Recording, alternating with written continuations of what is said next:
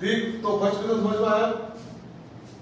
अब इसी तरह का थोड़ा सा इससे हटके नेक्स्ट क्वेश्चन अपने पास है। देखो क्वेश्चन क्या है, if alpha and beta are the zeros of quadratic polynomial.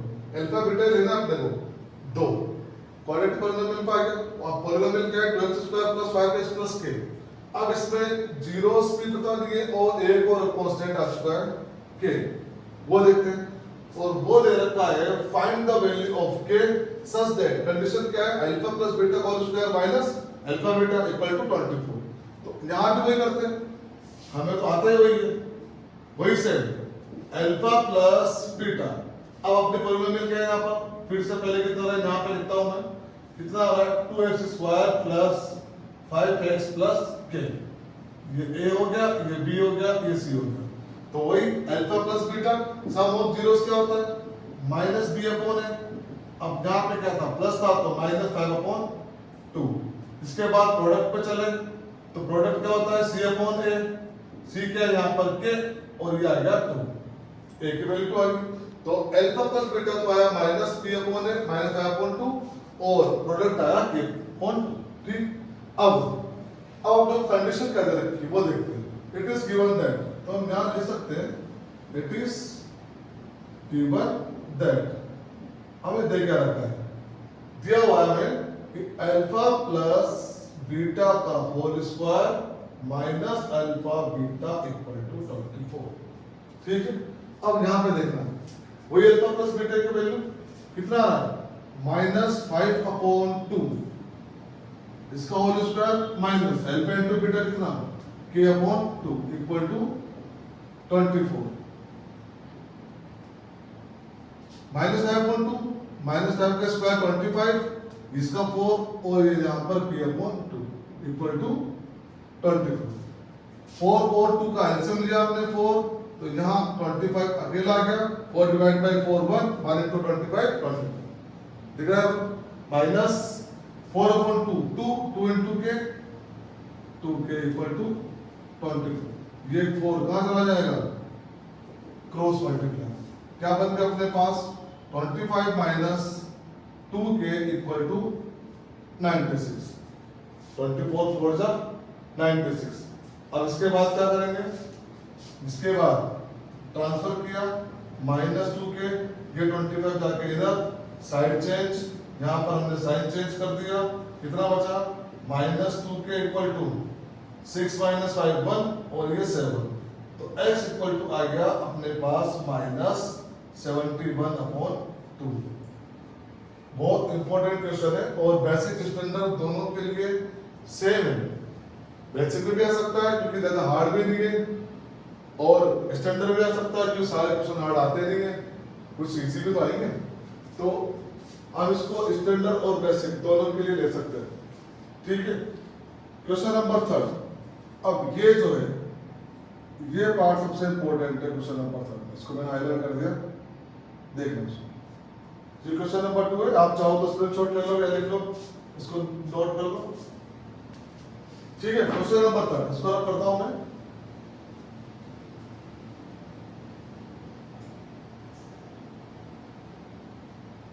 देखो बच्चों, एक एक क्वेश्चन जो मैं आपको बता रहा हूं ना, एक एक क्वेश्चन आपके एग्जाम के लिए बहुत इंपॉर्टेंट है, बिल्कुल सिलेक्टेड क्वेश्चन।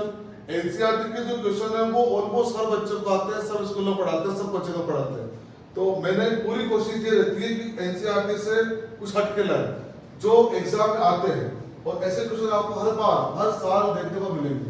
आप प्रीवियस ईयर के क्वेश्चन उठा के देखना, इस तरह के कई सारे क्वेश्चन आपको मिलेंगे। 2 मार्क्स में, कोई 1 मार्क्स में आता है, कोई 3 मार्क्स में आता है, आएगा। देखो क्वेश्चन नंबर 3 देखते हैं।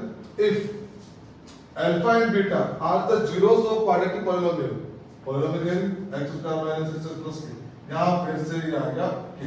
तो find the value of k, फिर से k की वैल्यू फाइंड करनी है। अब अपने पास एक ये भी है कंडीशन, 3α + 2β = 20, और k की वैल्यू भी फाइंड करनी है। तो पहले तो हम इस px को लिख लेते हैं, यहां पर x² - 6x + k।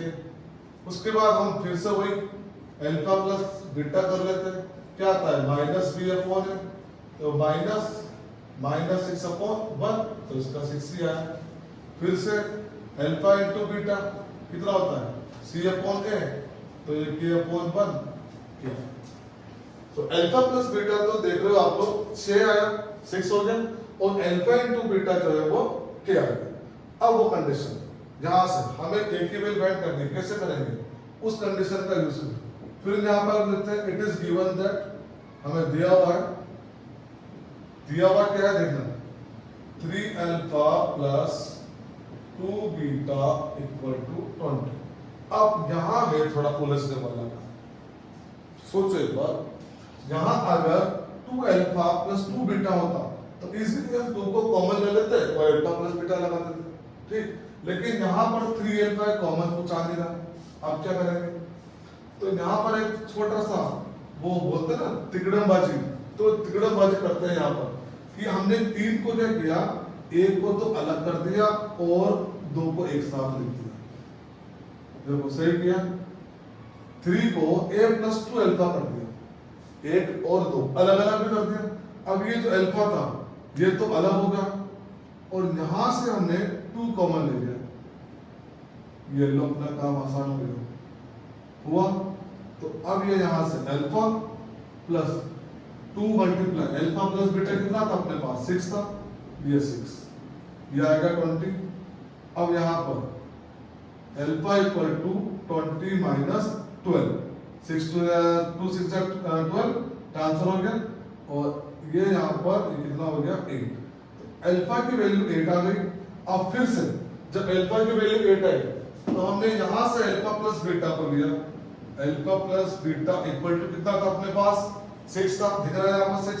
अल्फा की वैल्यू हम ले चुके हैं 8, तो बीटा की वैल्यू इजीली फाइंड हो जाएगी यहां से। तो बीटा इक्वल कितना आ गया 6 minus 8, it means L beta equal to -2, ठीक है, -2 है। अब चलते हैं फिर से अल्फा इंटू बीटा की तरफ, कितना था के, अल्फा इंटू बीटा कितना था के, अल्फा की वैल्यू कितनी है अपने पास 8, बीटा की वैल्यू कितनी है अपने पास -2 इक्वल टू के, अरे ये तो डायरेक्ट हो गया, के इक्वल टू -16, 8 2 जा 16। देख सकते हो यहाँ पर बहुत ही शानदार क्वेश्चन है, और सारा खेल जो है उसी का ही है। अगर यहाँ पर तुम्हें आ गया ये तोड़ना तो आ जाएगा, अदरवाइज उलझते रह जाओगे। अब ये 3 क्वेश्चन हमने सोल्व कर दिए 1 2 3। ये जो क्वेश्चन नंबर 4 है ये आप लोगों का होमवर्क, ये आप लोग मुझे बताओगे, और अगर नहीं आया तो कमेंट बॉक्स में डालोगे।